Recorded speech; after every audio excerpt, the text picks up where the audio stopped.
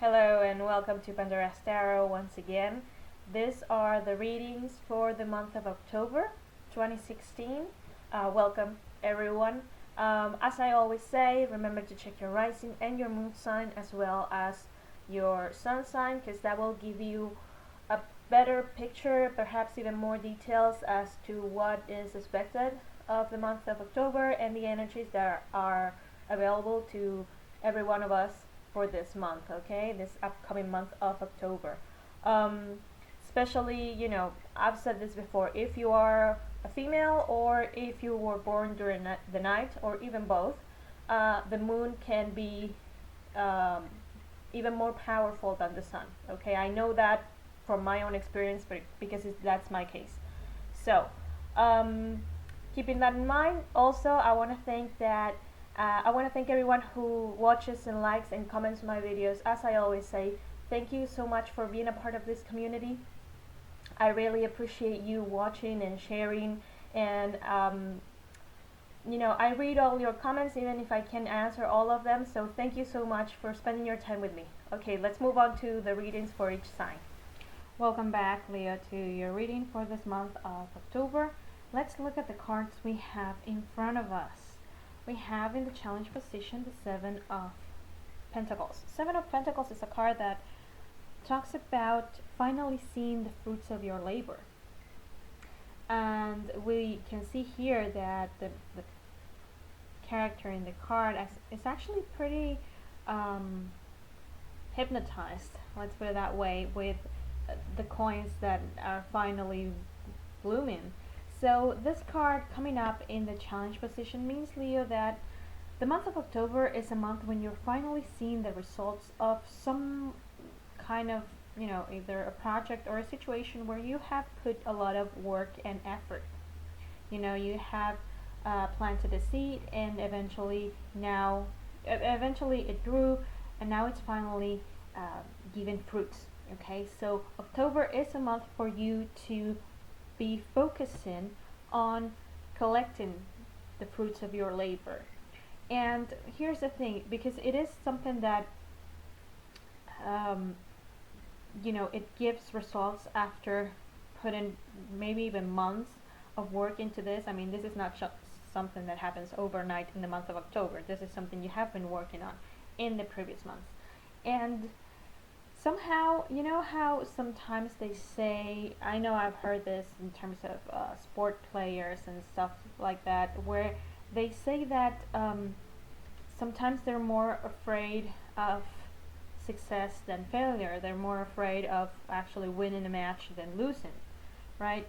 So there's something that goes along those lines this month for you, because you have in the center of the reading the Nine of Swords, which represents worry, actually. So after such a nice card, having worry, and the Nine of Swords also, it's not just worry.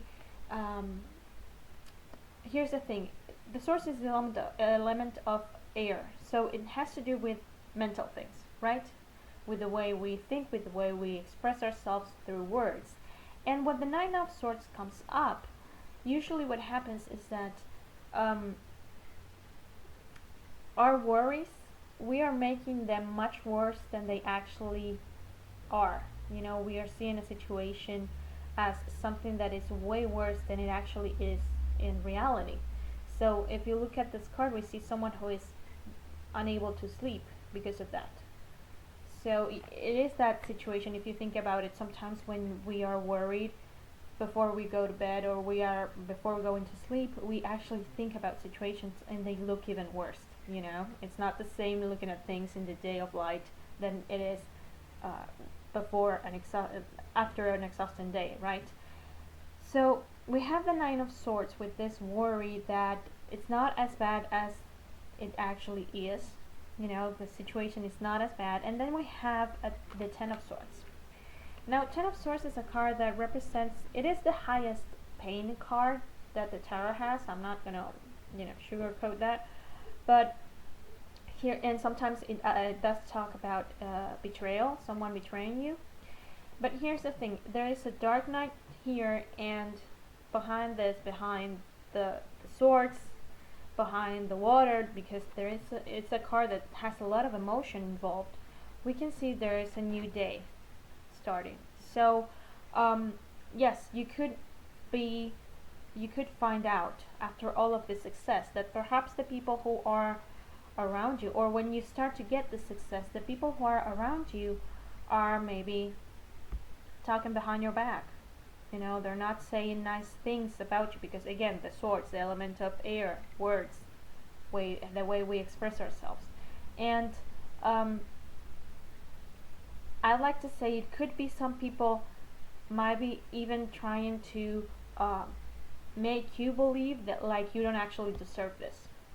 Okay, that's another way of saying of looking at this. So you start to worry that this might go away because they say you didn't deserve it, right?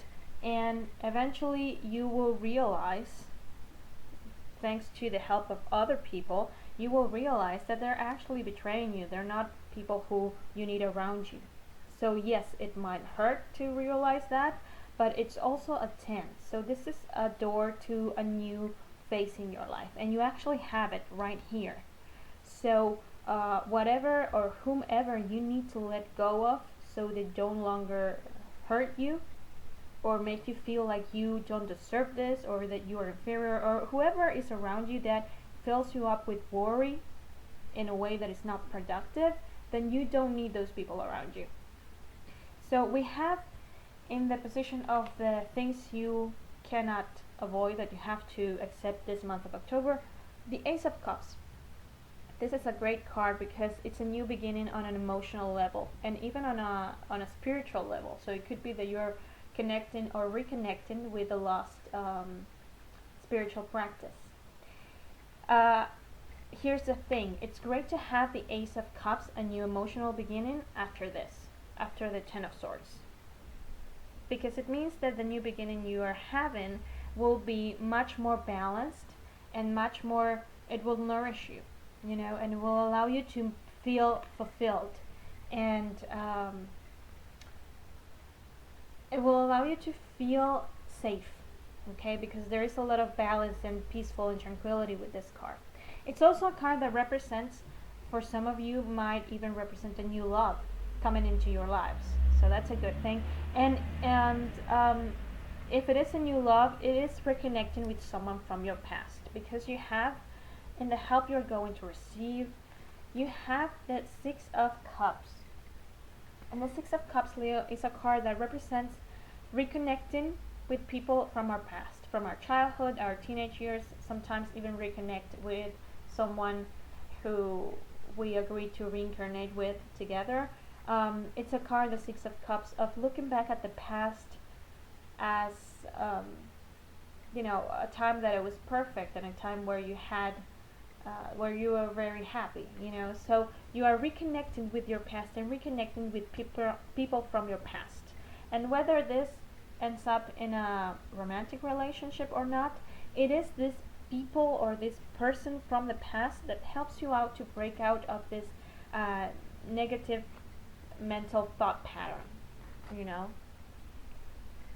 Is this person that you reconnect with from your past that comes in and tells you, you know what, you are this is not real. This worry that you're creating, you're actually, like I said, you are creating it. It's not actually real.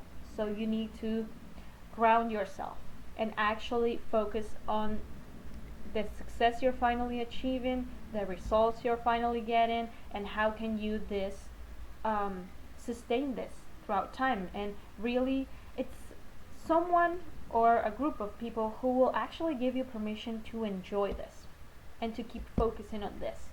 So you will be winning a mental battle, in a way, in terms of how much success do you deserve and who do you need around you. As the final card, we have the card that represents you. We have the Knight of Wands. This is someone from the fire signs, so aside from you, it also represents Aries, and it also represents Sagittarius. Now, this card, I see it as it represents you. We see someone, the horse of the Knight of Wands actually is leaping, he's moving forward with full passion. And I feel like by the end of the month, you will be reconnecting with the essence of who you actually are, Leo. If we look at it this way, the horse is actually leaping, let's put it this way, leaping towards the results. Okay, so you will be able to refocus once you win this battle. And it's thanks to this person from or persons from your past that you're able to do that. It's almost like you clean the slate and you go like, you know what, I'm just gonna focus on the good. And whoever is not on or on board with this good thing that is going on with me, then they can just go. And that's a very healthy thing to do, because again, it not only allows you to enjoy something that is rightfully yours, it also reconnects you with who you truly are, with your purpose and your path on this in this life. Okay, so it's actually a really good month to test your inner strength and to become a better human. So I hope this is helpful. Thank you for spending your time with me, Leo. I'll see you next month, and take care.